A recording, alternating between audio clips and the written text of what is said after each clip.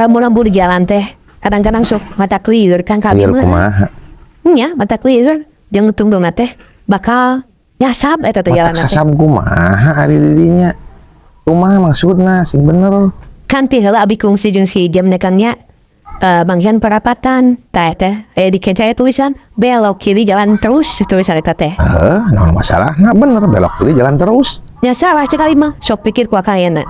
Ayeuna si jelema teh erek belok kiri. Tapi di teh jalan terus atuh meureun nyasap moal nepi ka tempat tujuan. Bener teu? Lain gitu orang kasih, lain gitu maksudnya lain gitu salah. Maksud belok kiri jalan terus teh artinya kan itu parapatannya. Parapatan aya lampu beureum, lampu lah gitu nya.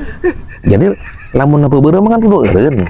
Nah, tah anu ek belok kiri mah jalan terus, teu kudu nungguan lampu beureum. Atuh bakal kedap tilang gitu mah kan? Ditilang kumaha? Nya kena tilang atuh. Kapan geus beureun teh mana naik belok kiri jalan terus. Kapan belok kiri? Ya kan jalan terus belok kiri nah berarti kan keur beureum berarti tabrak beureumna bakal kena tilang atuh kitu mah. Eta mah sarok nyilat harga teh kitu mah.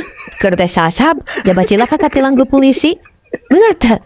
Pikir tuh kan wehut rada cara asmut gitu lah. Ulah bang. Remek gitu penek akal gitu.